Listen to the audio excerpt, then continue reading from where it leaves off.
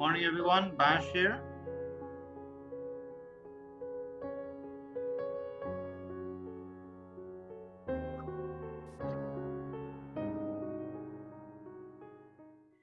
On behalf of Moray House Trust, welcome to this conversation, a new capital city for Guyana, optional or imperative.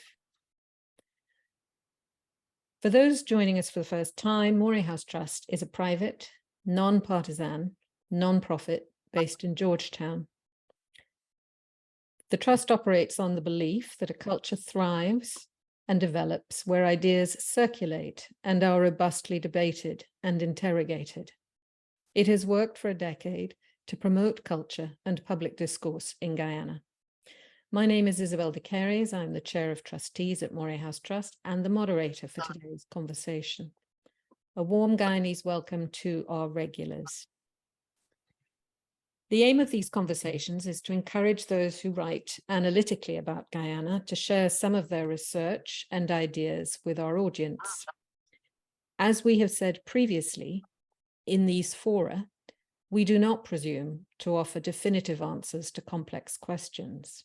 With luck, we might succeed in formulating some definitive questions. In other words, this is a forum for the exchange of ideas and for critical thinking. Let's begin with a look at a painting that offers penetrating insights into the Guyanese psyche. In 1951, E.R. Burroughs painted Land of the Dolorous Guard. On the left, we see the politicians in suits performing their high wire act with a large blue cushion to soften any miscalculations. On the right, the half-built shack symbolizes the state of the country. The people crawl through its doorway, distracted, looking down. The red-clad figure in the foreground, head buried in the sand, represents the people as well. This figure embodies our current approach to climate change and to the challenge it poses to our capital city. We are preoccupied with other things. We can't focus on that now. However, as the floods increase in frequency and intensity, avoidance of the topic is no longer a viable strategy. As Jay Mandle warns, the sea will not wait. We must craft a plan. As our introductory clip showed, the need to prepare has been raised repeatedly over the past 20 years. In 2002, a report by the EPA entitled Guyana's Coastal Vulnerability and Risk Assessment warned of large-scale disruption of population centres. In 2011, a cluster of ECLAC studies assessing the need for coastal adaptation to climate change in Guyana prioritised the relocation of critical infrastructure and preparations for a planned retreat. In 2013, a national land use plan prepared by the Guyana Lands and Surveys Commission identified new locations with high development potential. Professor Jay Mandle first raised the subject of relocation of the capital in the first C.Y. Thomas Distinguished Lecture at the Pegasus Hotel in October 2016. Professor Griffith was the Chancellor of the University of Guyana at the time. In 2019, Professor Mandle raised the subject again in a lecture comparing the challenges climate change poses to Barbados and to Guyana. Writing a policy brief in International Journal earlier this year, Professor Griffith was even more blunt, stating that the Guyana capital is forecast to be fully or partially submerged by 2030. To paraphrase Martin Carter then, today's conversation is a fragment of a much larger conversation, a conversation stretching across the past, the present, and the future, and taking place within and beyond our shores. Globally, there is a sense that we are at a pivot point. As a columnist in last week's Financial Times noted, no country will be immune from climate change. Extreme weather has already made some US homes uninsurable. Canada has lost more land to wildfires this year than any other year on record. Meanwhile, Greece, Italy, and Spain, sweltering in 40-degree heat, must fear for the future of their tourist industries. In the near term in Guyana, we face similar risks. Repeated flood damage is already marginalizing traditional agricultural land along our coast. And in Georgetown, some of our most sought-after neighborhoods are within spitting distance of the shoreline. Some have been built on floodplains. What happens if insurance companies refuse to insure entire neighborhoods and critical infrastructure? Do we have a plan for this? The future conversation, of which this is a fragment, might include questions like, what will a new capital city look like? Who will be its architects and planners? Will its design be the result of a consultative process? Some may see Silica City as the solution. There is both a surfeit of hype and a deficit of detail about Silica City in the public domain. In this respect, it is like NEOM, Mohammed bin Salman's pet project in Saudi Arabia. I could find no public reference to Silica City serving as a future capital city. It will cater to about 3,000 households in its first 5 years, rising to 12,500 households, or about 50,000 people within 20 years. This is a town, not a city, and at best a partial answer to climate-induced displacement from the coast. The mystery shrouding the plans for Silica City and the uncertainty about Guyana's future obscure deeper questions. What does a climate-resilient cityscape look like? And perhaps most profoundly, how do we want to live? The possible need for a new capital city is itself one fragment of a much larger challenge. Jay Mandle talked in both of his papers about the need for a radical restructuring of Guyana's economy to cope with climate change. This is a much bigger task than moving a capital city. So now that we have an idea of the scope and scale of the topic, a brief note about our two speakers. Jay Mandle, Professor of Economics, was based at Colgate University for nearly 30 years, retiring in 2017. He spent an early part of his teaching career at the University of Guyana. He is the author of 15 books and over 100 papers. Ivelaw Lloyd Griffith is a senior associate at the Center for Strategic and International Studies and co-founder and fellow of the Caribbean Policy Consortium, both based in Washington, D.C. He served as 10th Vice Chancellor and Principal at the University of Guyana.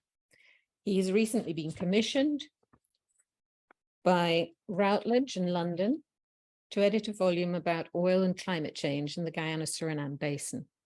It's a great pleasure to welcome both gentlemen to this conversation. I'd like to invite Professor Mandle to begin. Well, thank you, Isabel. As you know, I have been working on at least a fragment, as to use your phrase, of this subject for some time. But in this presentation, I want to go back to an even earlier stage in my academic career, when population studies was my central issue and actually the basis of my doctoral dissertation on Guyana. I want to discuss how it is that the two transformations that are being experienced in Guyana at present, namely one, the question of becoming a major petroleum exporter, and two, the victim of climate change, how that will affect the Guyanese population, and then therefore the capacity of the society to adjust to the changes that will be imposed upon it. My overall thesis is that this question, how the two are affecting the population and population dynamics, is the central focus. And I'm quite aware that the high wire is awaiting me, that you mentioned also, Isabel, because this is a study that is not complete. And so I do wait with some trepidation, I would say, to the Q&A, but here goes. One point of this is that with respect to migration, these two phenomena, petroleum and climate change, are having an effect on the immigrant status of the country, both internally and externally. On one hand, Guyana now has become a location to which people are moving. This is very unusual in the historical experience of the country. As late as 2015, Guyana was still a net exporter of people, and it was only in 2016 that, for the first time in the experience that I've had with the country, that it has become an importer of people. And that the inflow of population has increased substantially. The last year for which data are available is 2018.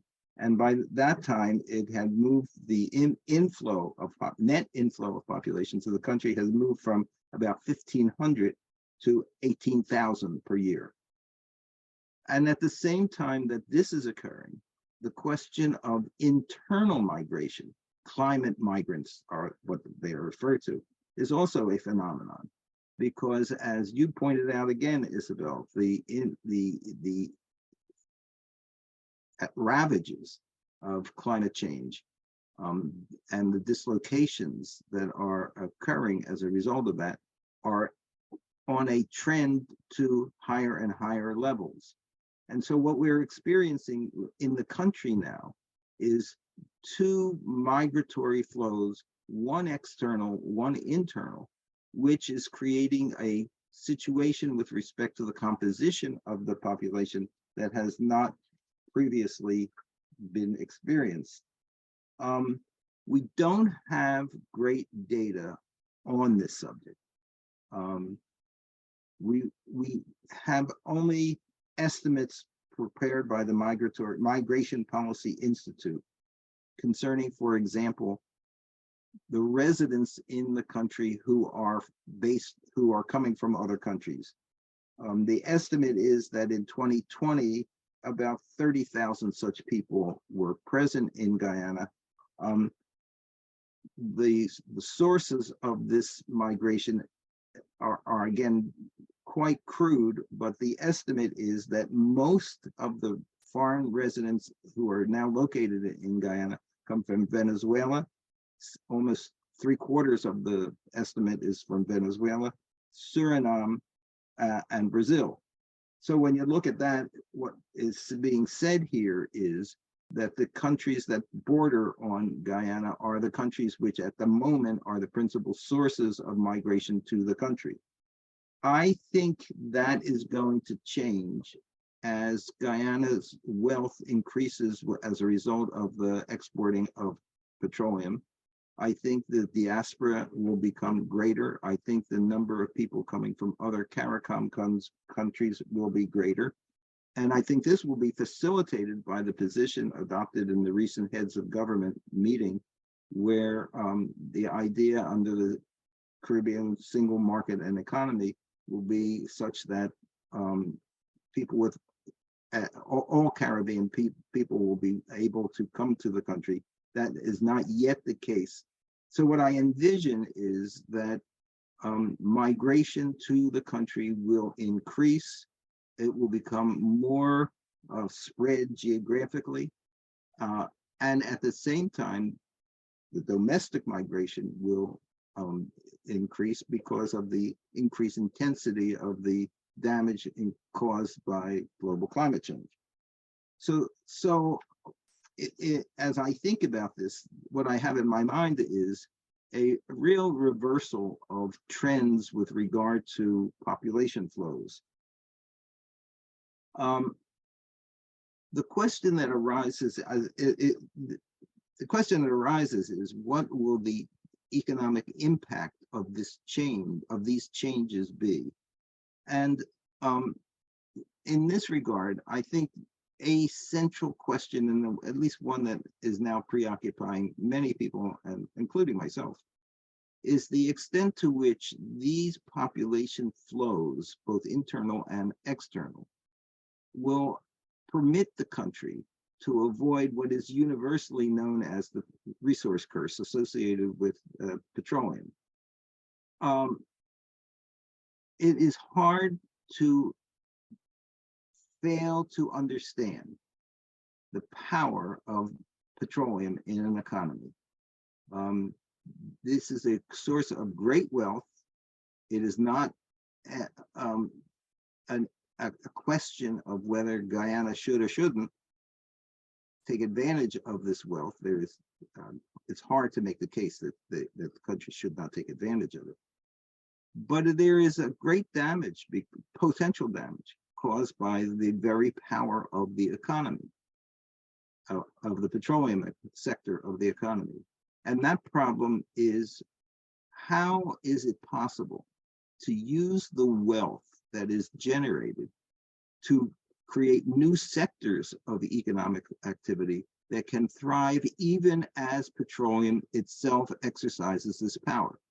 Now, this is very difficult, and most countries have not been able to do so. Of course, neighboring country, Trinidad and Tobago, is a perfect example of that, where the sector was quite successful. The domestic services provided by entrepreneurs in the country was quite successful, but the technology that was developed both by the petroleum sector and by the service sector was not transferred to the rest of the country.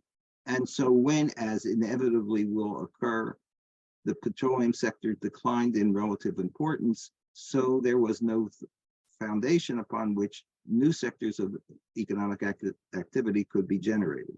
That's the problem. And it is a problem that requires both resources and policy. And that's why I am discussing the question of population, because the population and the migration, both internal and external, can and could provide the human resources necessary for the creation of the non-petroleum sector of the Guyanese economy. It can provide the resources because the petroleum sector and the service sector to petroleum is not labor intensive. And so if there were a substantial number of Guyanese coming from abroad, or a substantial number of people from other countries coming from abroad, and if in addition to that, a substantial number of the domestic climate migrants were made available, petroleum would not be damaged, but that would provide the resources, the human resources, for alternative sectors of economic activity. And that's why, given the perspective that I bring to this subject, I welcome the fact that Guyana is becoming a net importer of people, again, reversing historical trends, which have been very damaging to the country. I welcome that and see in the population flows the foundational basis upon which it is possible to construct a resistance to the resource curse. Now, the population studies only gets you so far. It provides you with a foundation from which to function. And I don't want to de-emphasize the power of petroleum and the fact that constructing an alternative sector of the economy is difficult to do. And I do want to indicate that if there are inadequate policies put into place, petroleum will prevail, and the alternative sectors that I hope will emerge will not be able to thrive.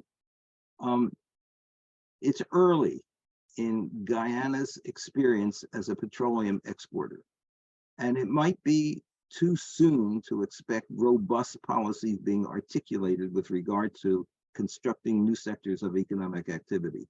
But the sooner these new policies get adopted, promoting the sectors that are not petroleum sectors, are not related to petroleum, are not the service sector for petroleum, the sooner those policies get adopted, the more likely it is that the power of petroleum will be offset. To date, as I indicated, it's early. To date, that has not happened. As I just looked this morning at the report of the central bank, and they give the Bank of Guyana, and they give data on exports. 90% of Guyanese exports at the moment are petroleum.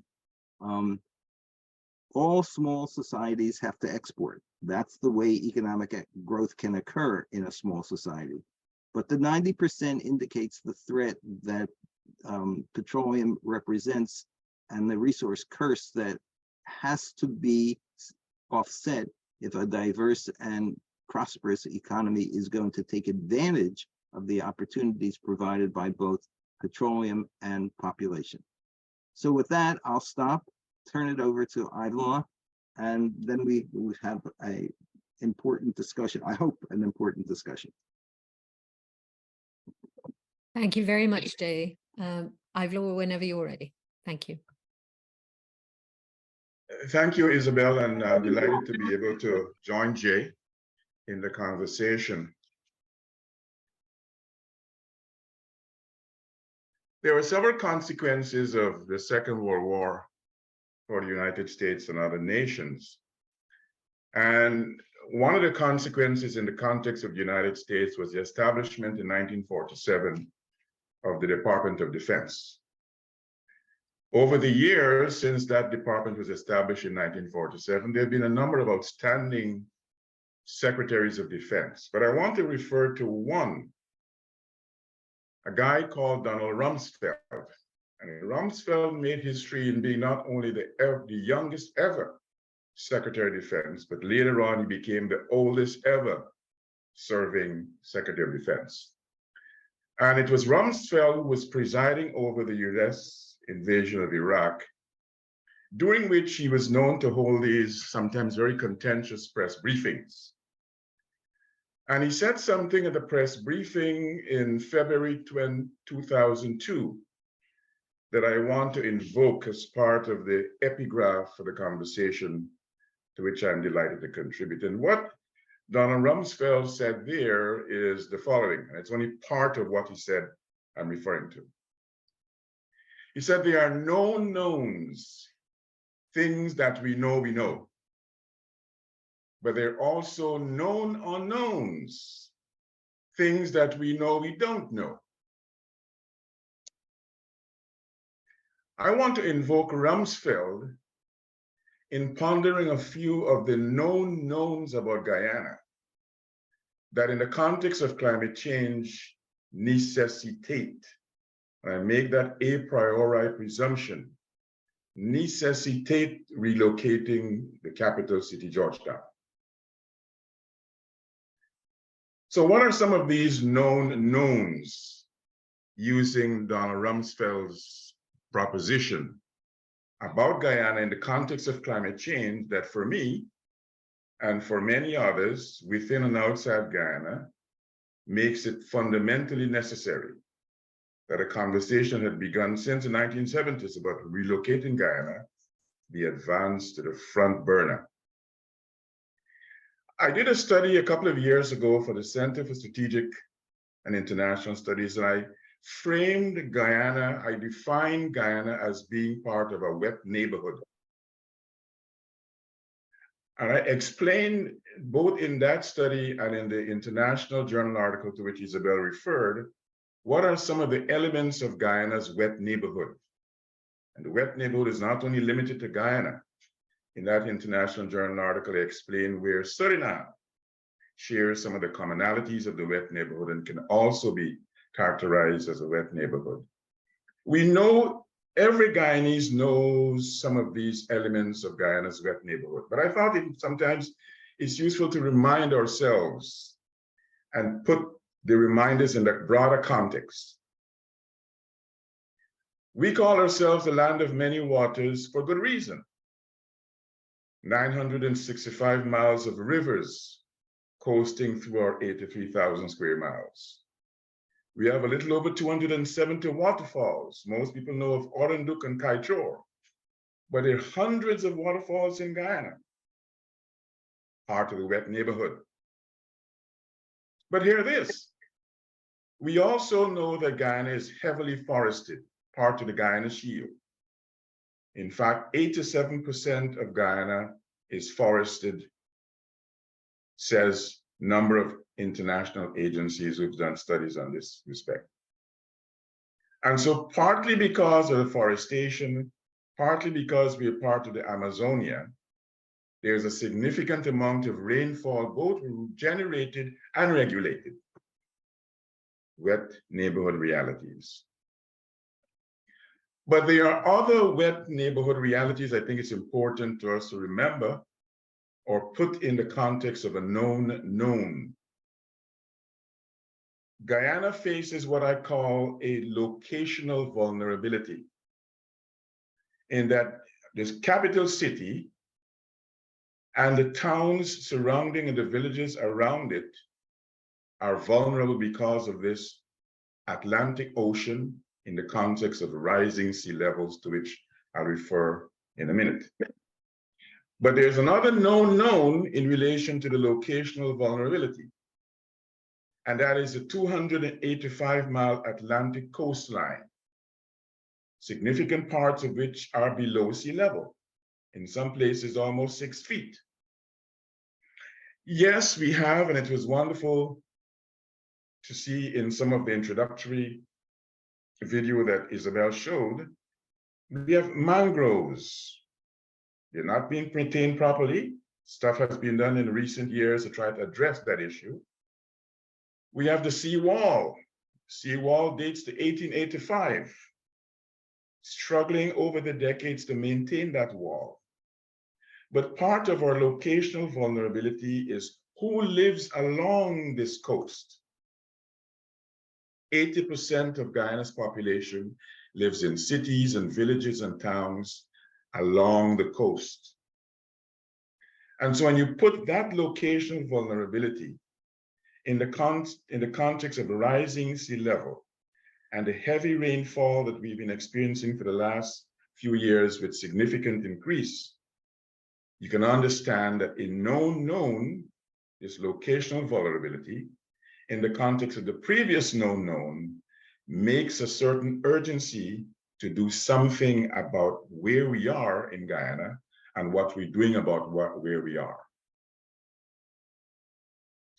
I thought I would just share 2 sentences from the Union of Concerned Scientists report, Climate Hot Map,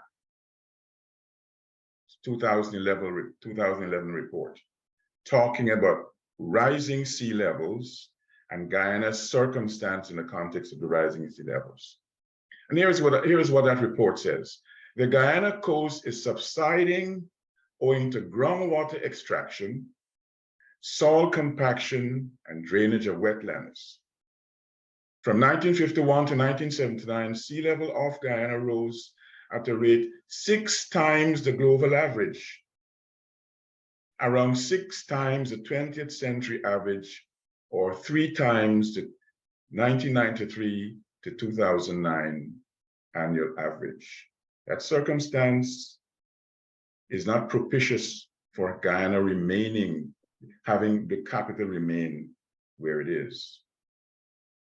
But you may wonder, well, could things actually get worse in the context of the Climate Hot Map report? There's an interesting organization called Climate Central based in New Jersey. It's a conglomeration of scientists and advocates for climate change. And every so often they do a report about cities that are vulnerable to flooding. They did a report in 2021, which was recently updated this past February. Georgetown, Guyana is one of the now 15 cities. I have those 15 cities here in the Netherlands, in Iraq, in the United States, in Italy, in Vietnam, in India, in the United States, in Bangladesh, in Japan, and go on. We happen to have the dubious distinction of being the only Caribbean, only South American city on that list of cities that is vulnerable to either partial or total flooding by the year 2030 because of the vicissitudes of climate change, much beyond the control of Guyana. Now, we may say in the context of the petroleum production, what's the big deal? It's offshore oil, it's not onshore. You may say that the rising sea levels only minimally affects offshore drilling. I say yes, but the rising waters and the other indicators of climate change will disrupt life and normal political, economic, and social business to the point where the beneficiaries of the oil and the bounty from the oil may very well not be the people living in Guyana because of the disruptions of climate change. And I argue in several places that there's an environmental security imperative facing Guyana, an existential imperative, which requires that we take a look, not anew, but look to do in relation to where this capital is located and the things that generally go around, surround a capital. So let me end near where I began. And that is to suggest that hopefully reminding colleagues of some of these known knowns of Guyana might influence the conversation about doing something rather than talking about that something in relation to moving the capital from where it is. And I make the point in a recent article I did in All Now that while Silica City is useful, Silica City is not necessarily the only thing that needs to be done. Georgetown's relocation is necessary. If you take a look at where Silica City is being constructed, it is still in the zone of vulnerability to flooding once that Atlantic Ocean comes over. And so I would say Silica City is nice, but the relocation of Georgetown still is necessary. Isabel, I want to stop there and thank you for that wonderful introduction, including the use of that photograph from Burroughs to make the point about putting our heads in the sand about climate change. Thank you. Thanks very much, Professor Griffith. And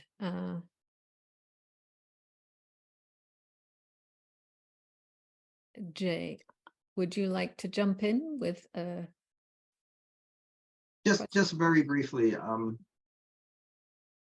what Professor Griffith had to say is I am entirely in accord with that. So I have no disagreement, whatever. What I would add is what the premise that underlay my presentation. That in addition to understanding the consequences of climate change, the negative consequences of climate change, it really is important to consider what happens thereafter. The country is not going to disappear. The people are not going to disappear. Indeed, the population size of the country will, I think, get bigger. And so that's why, building on the argument that was just made, building on that is the need to consider what is going to be constructed. What would life be like in Guyana post this the problem of climate change? In that, I want to argue, I'll just repeat what I said before. Petroleum represents both an opportunity and a risk. The opportunity is obvious. Government budgets are much larger than they used to be and will continue to grow. The risk is the resource curse that looms at any place that a situation like what is occurring in Guyana will experience with regard to petroleum. And so my plea is to think further down the road and try now to start to construct the resistance to the resource curse that is made possible by both petroleum and the population inflow. So we are in a perfectly complementary relationship, Professor Griffith and I, and the only issue of that is, well, okay, if the city and much of the coast, the people of the coast are relocated, what happens next? Thank you. Ivelaw, would you like to wade in with any comments before we? Surely. One of the things that I think is complementary about the current realities of Guyana's governmental leadership is an espousal of the importance of not allowing the oil sector to be a kind of a monocultural economic enterprise. And therefore, I think it is commendable that not only President Ali, but President Granger before him touted the importance of not neglecting agriculture, as a matter of fact, accentuating agriculture. The few years I spent at the University of Guyana, we saw the necessity of doing something on food security. We established an Institute of Food and Nutrition Security. So I think I take comfort coming to a point that Jay was making, important point. I take comfort in the fact that there is evidence in the context of the current leadership of the country that they're not putting all the eggs in the oil basket, that food security and agriculture are important, not only the context of Guyana's domestic population, but meeting some of the needs of the Caribbean insofar as food and nutrition security. So I think that is an important footnote I'd like to add to what Jay's wise observations have been.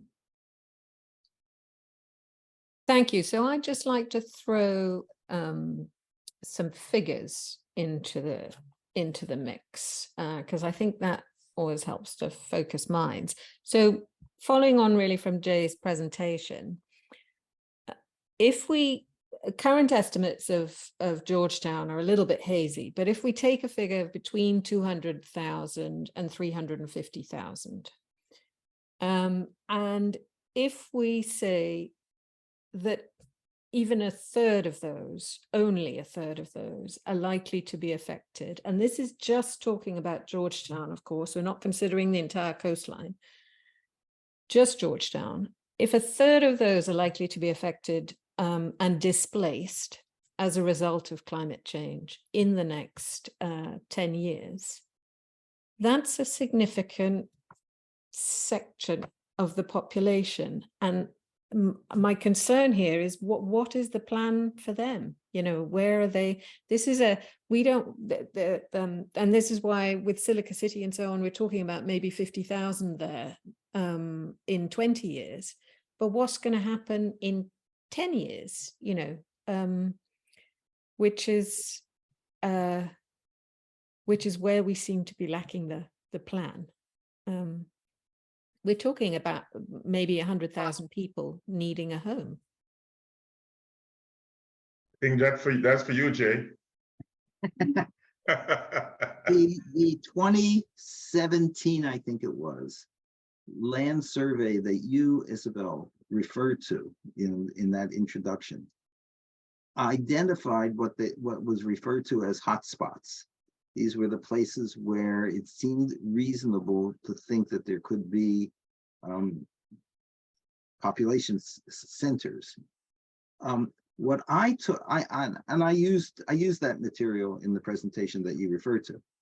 But what I came away with deep in the back of my subconscious, which I dare not report explicitly, was this was a tight fit. There were not many of them.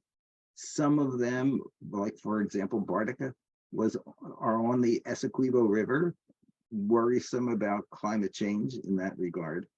And so while there is a tradition of saying, yes, there needs to be population relocation, and the population relocation has to go into the interior, well, yes, but it's not exactly clear that there have been identified locations that will be able to absorb the numbers that you're talking about, and much more work needs to be done, not to mention the problem of the potential conflict that exists between property rights by the indigenous population and the need for new locations to be identified.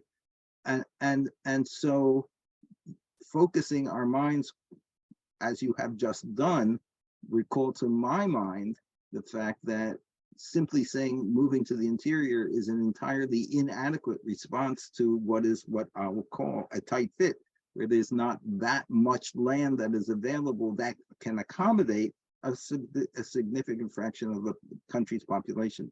Your point is well taken. So Andre's question in the chat is, the ethnic composition of Guyana has been a very sensitive topic. How can Guyana best manage immigration to accommodate these concerns? Obviously, I don't know the answer to that question.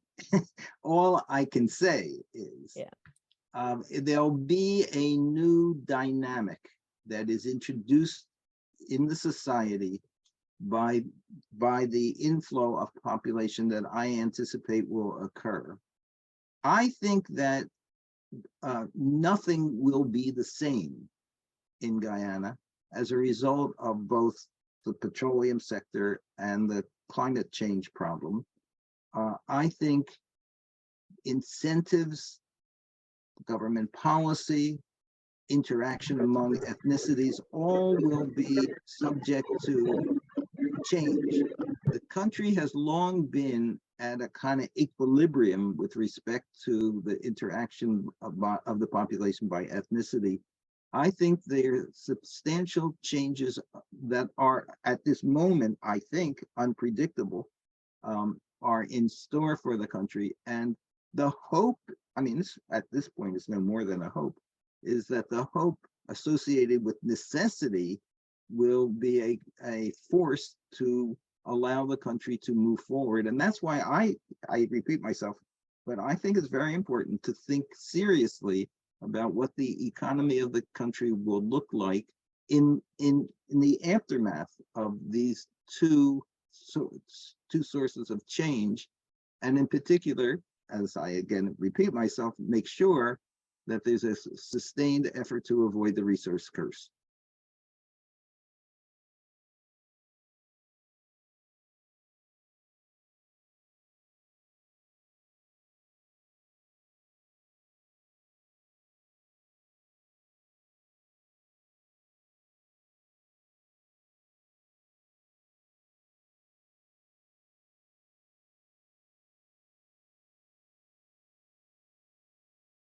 we have to be careful about thinking that moving towards the interior really addresses climate change, because climate change is going to cause flooding, not just from the sea, but also from the south. Guyana is very, very vulnerable to flooding from the south. I was in the Potaro about 2 months ago, and a man showed me a boat that was up in a tree from the last time the river rose. And that was when we had some flooding earlier this year or last year. So, and he's obviously waiting for another flood to get his boat back. We live on a flat coast. People living along coast are not accustomed to living in a hilly environment. And there are lots and lots of adjustments that have to be made to live in that kind of environment. Indeed. Because the thing about it is I think we should do something about decentralization as part of that movement. Decentralization, because we have to find ways in which the movement,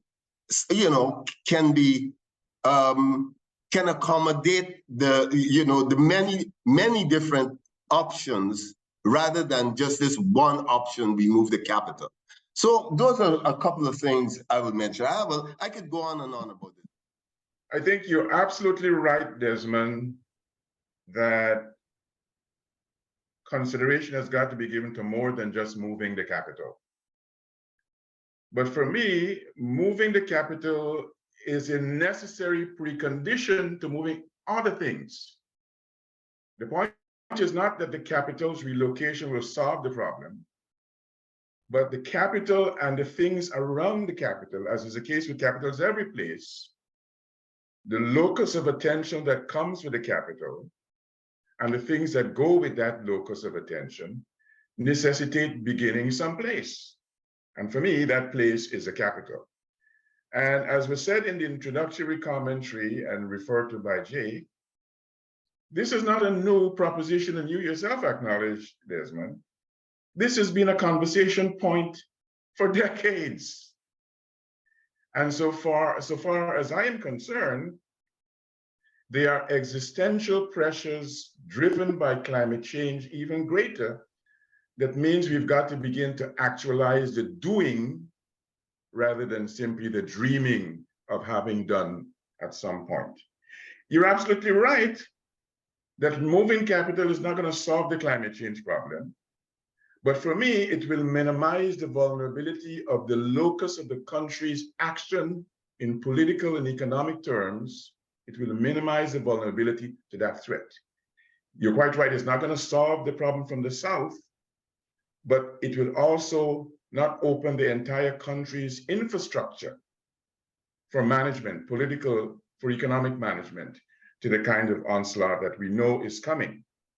Now, even if you don't accept the Climate Central's proposition of the year 2030 is an important year, even if you say 2040, 2040 is not far away from now. I think there is no doubt that people in Georgetown and the flat parts of the country are not accustomed to living in hillsides. The harsh reality is, colleagues, or folks, as has been the case with folks in other parts of the world, will have to adapt. If you've got a choice between living in a coast where flooding is going to wipe out your survival and relocating to another part of the country where you're going to have the prospect of having some survivability, what will your choice be? So if you have to adapt, as people adapt in the Mazaruni, in the Letem, in the parts of the country, in the regions outside of Region 4, adaptation is a social necessity of dealing with the environment as we have it. I want to end by coming back to a question posed by Andre, and that is the race factor, delicate issue. I think a sine qua non of dealing with that race factor, among other things, is to have inclusion in the conversations about the relocation and where and how to proceed. If people have a sense that they're not part, they don't have a voice in decision it's going to complicate their willingness to accommodate whatever decisions are ultimately made by the policy makers and the political brokers.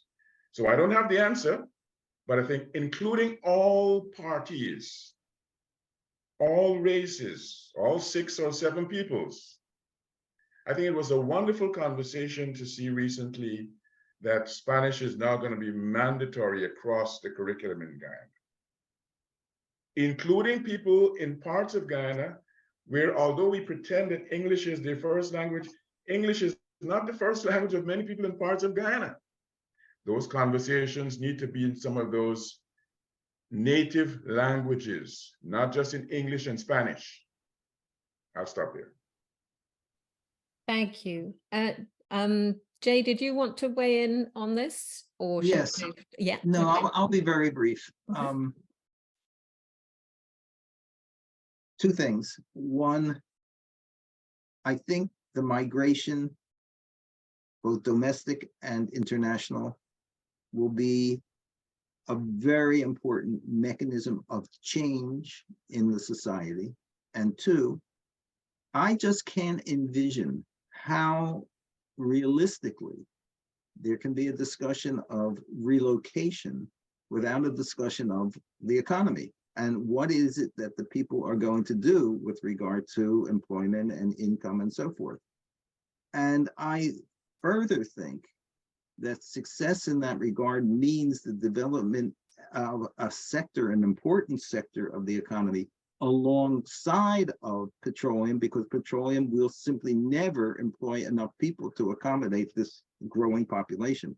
So what's missing, even in this discussion, as I hear it, well, we can disagree about the size of the movement, the location, the priorities that go to the city or to the coast. Maybe it's my my training or the bias that comes with being an economist, but I want to know, when these people move, what are they going to do for us for their living?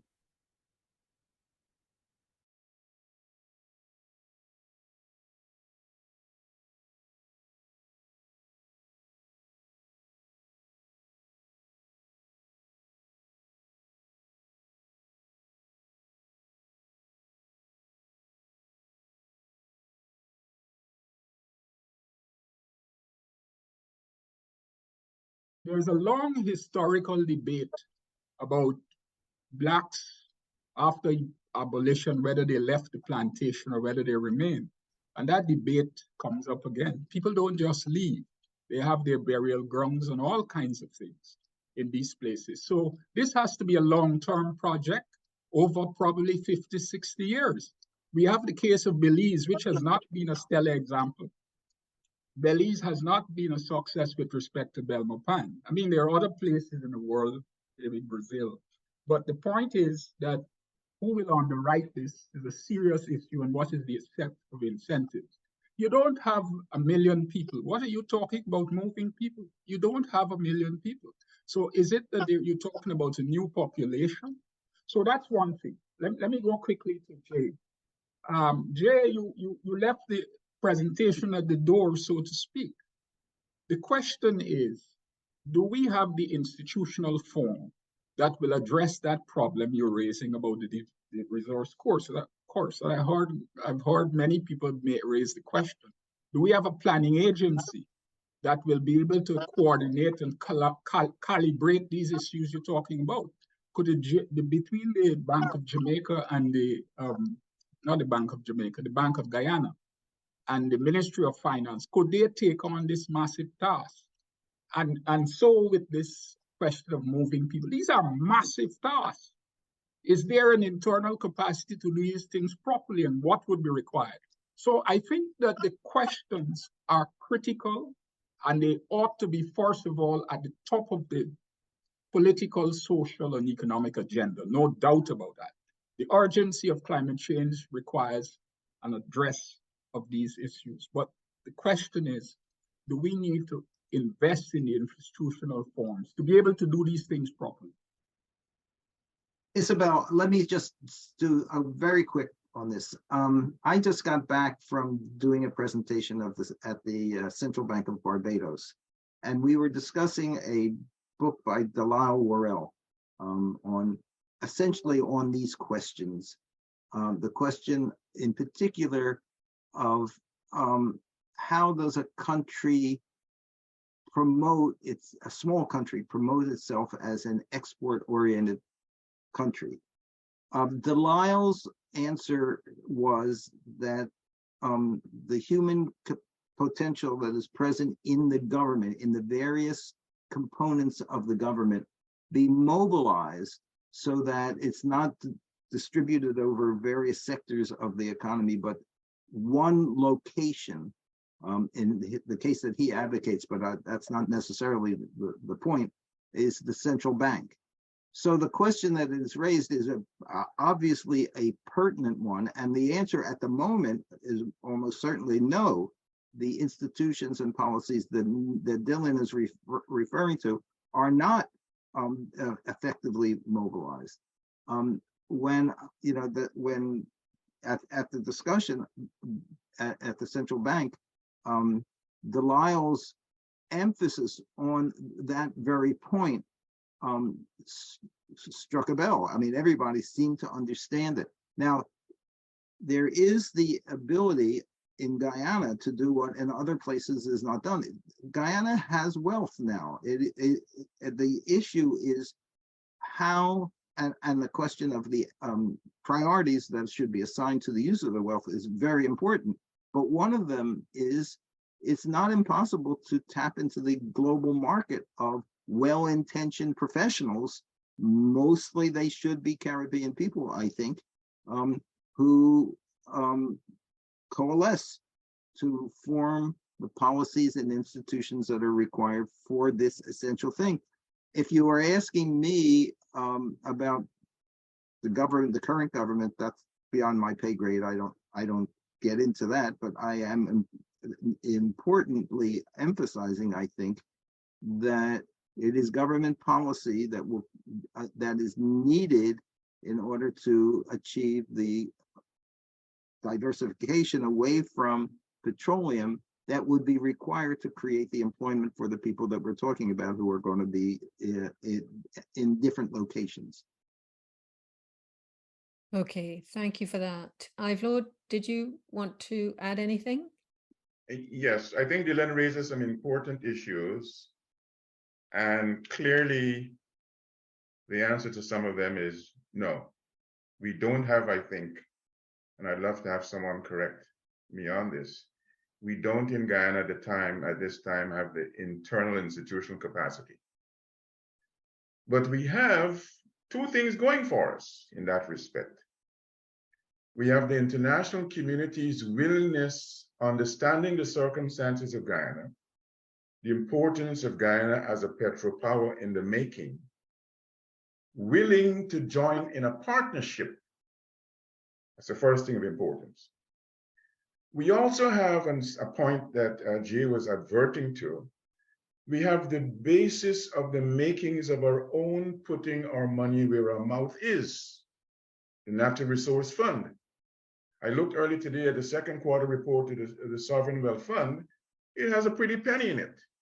Use some of that pretty penny to do some feasibility studies, hire people with the capacity to do the things that we do not have in Guyana, to do those long-term studies. Nigeria has moved its capital, Brazil has moved its capital, Myanmar has moved its capital. So many countries have moved their capital, some with success, some with marginal success. We don't have, I think, the luxury of not wanting to find reason not to move by saying we have limited capacity. We have to look to see where the capacity may be acquired and go after it. Find the funding, domestic from the Sovereign Wealth Fund and international from partners that are willing to leverage the support so that we can move.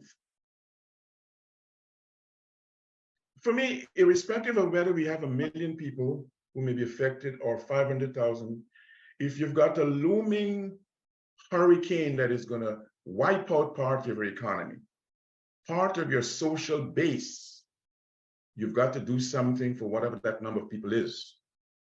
And although it is not a settled question where the capital should be moved to, my contention is that moving is not a question of if, it's the question of when and to where.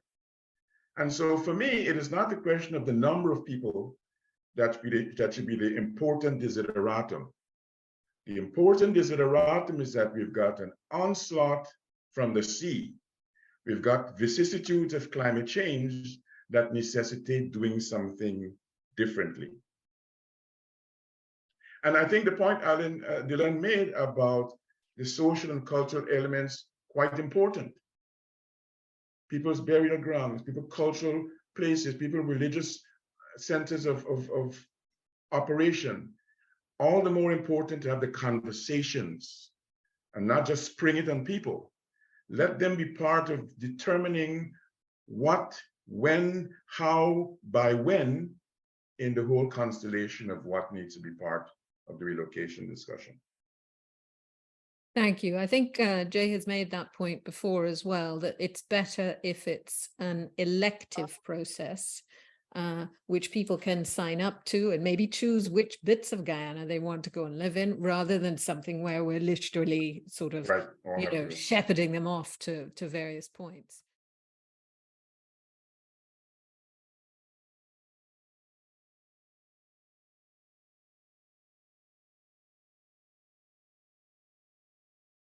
For instance, there is talk about climate change. Hurricanes will be bigger and stronger and more frequent. The science is still out on that. We can't really conclude that as yet. So many of the issues that we may be facing may be the result of poor management practices on a local and a regional level. So it's something we need to understand. But on a positive point of view, building a new city has great advantages. You can build something that would not repeat the mistakes of something that grew up organically centuries ago. For instance, a new city can have control of your point source pollution. You can have greater densities to support better public transportation and so on and so forth. And so some of the models that we see around the world where new capitals were built, what is happening? The economic centers that were there from which the new capitals were built still exist. Rio de Janeiro is still a powerhouse of an economic center. Brasilia has not really done well, and so on and so forth. So the whole idea of moving a capital is a great one, but also a complex one, but a doable one, and one where we can start afresh and start new and do something that we can be proud of. But we got to understand the science. And those are my points. Thank you. Thanks very much.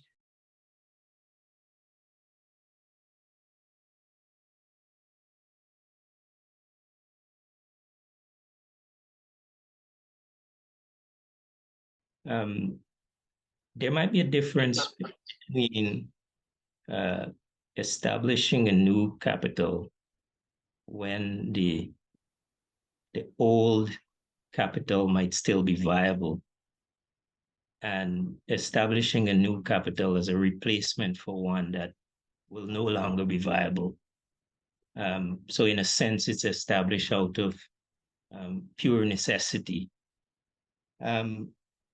But what I wanted to ask about was, if a move is preventive, there are certain things that might be different in that than if it's forced upon you, in the sense that there is an ongoing crisis.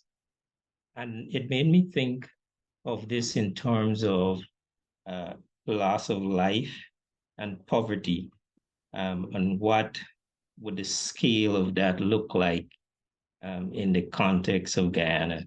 And it might be, I think it's important, though it might be tangential to the whole thing about moving and how best to move and that sort of thing. But that's what I was thinking about. If there is any evidence about that, or if anybody is looking into those areas. Thank you. He's talking to you, Jay. Well, what occurred to me, I'm not sure, but this is what occurred to me.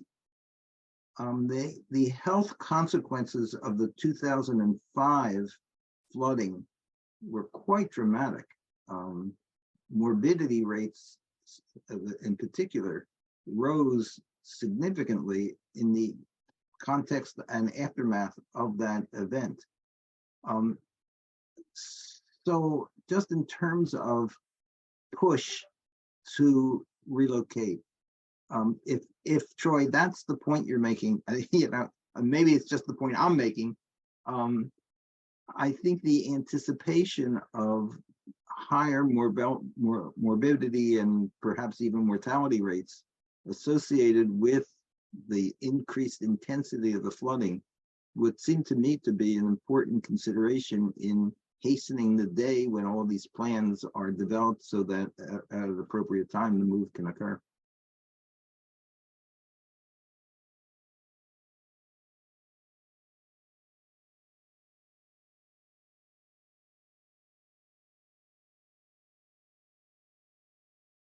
And my point that I would like to make is actually Guyana can't really afford moving its people inland because you're going to lose your fertile plains. You're going to have seawater contaminating your freshwater sources.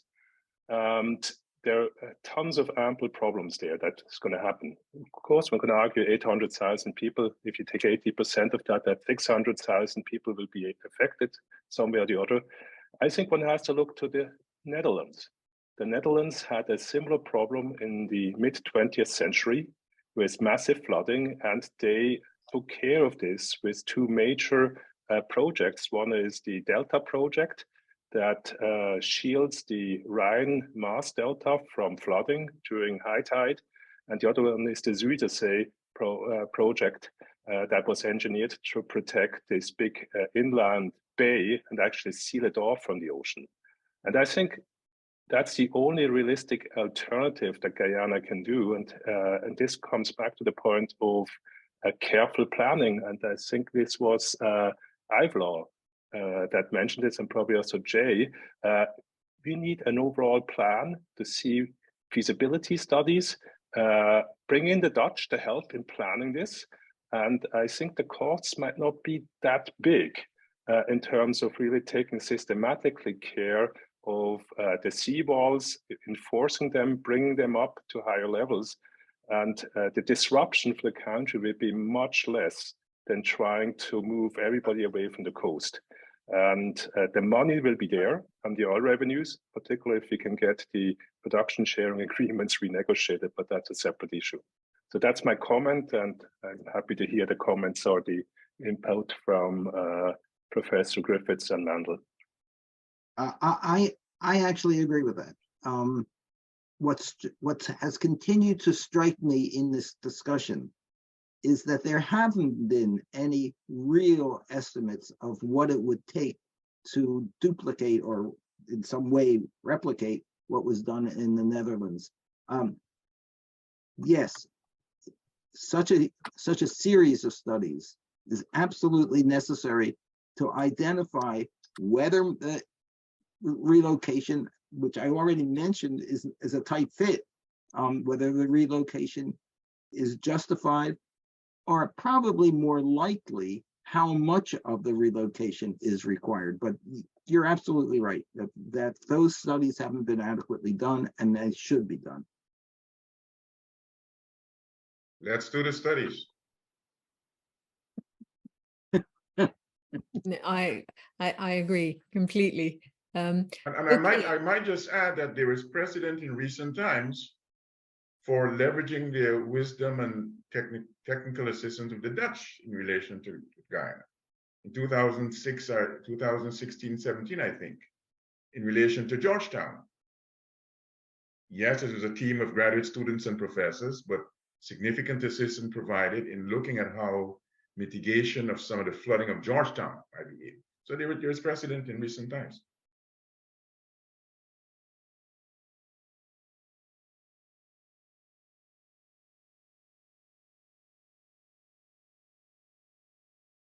Where you started off, though, Professor Griffith, there's my comment and question implicit in that. What are the facts that we know we don't know? And I thought we would have probably built on that, because while we know what we know, what we don't know, I think can give significant credence and movement to your thesis and the idea. And I believe if we can address that as a body and more broad-based and holistic and realistic with the key stakeholders and the relevant stakeholders, I think we can not necessarily have a city perspective in mind, but more Guyana in mind. So I would like to see the discussion really go deeper to the known unknowns. And I think it'll bring more validity to this presentation and what we intend to achieve from it. That's my comment and question. Thank you. Thank you. I agree. Now, Yes, thank you. I Thank couldn't just I couldn't close without saying that historically, the Dutch came to Guyana and they started in Berbice. And it was later that they came down the coastal plain with their advanced technology at the time. So it's very interesting that we started with Dutch and may end with them again. thank you. I'm listening to this discussion and I'm wondering if we are really talking about my country. And some of the things in terms of movement, wanting to move the capital city. And I think part of what was coming out, especially from Andre, in terms of the Dutch involvement in terms of irrigation and mitigating flooding and what have you. I think it was an interesting discussion. And I think there's a lot of things that need to be done. And one of the other things I want to comment on when we talk about resources, where I think Jay pointed out that 90% of the exports of Guyana is petroleum for the last 3 years since we were running oil. But I want to point out that Guyana has always, the economy for years has been running on different sectors. And so that's why when I sit here and I listen to the discussion and I'm wondering, is this the same country that we're talking about? This is my country and I think I know some of it very well. And so we need to bear that in mind. And that's my comment. Thank you very much. So I'm going to invite Jay and then Ivelaw to wrap their comments on this into their concluding remarks, if that's okay. I'll be very brief. Isabel, you're doing a terrific job. This kind of discussion is what precedes action. And the tone and quality of this discussion speaks to the seriousness of the participants in this discussion.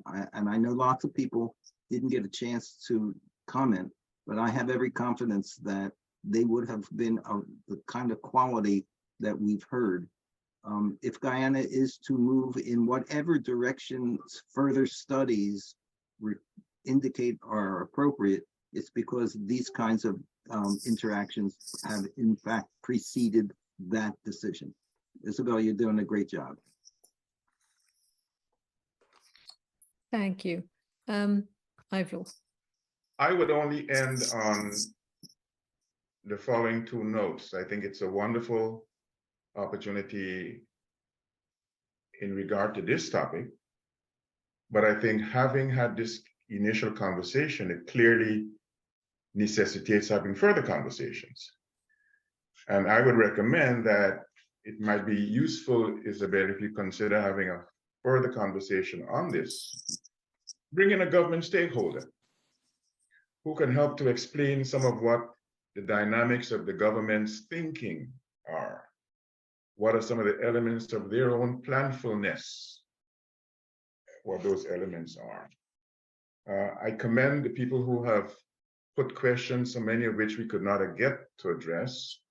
And I want to thank everyone for enabling us to be richer, not only with the known knowns, but when we have the second conversation with the known unknowns, but also the unknown unknowns.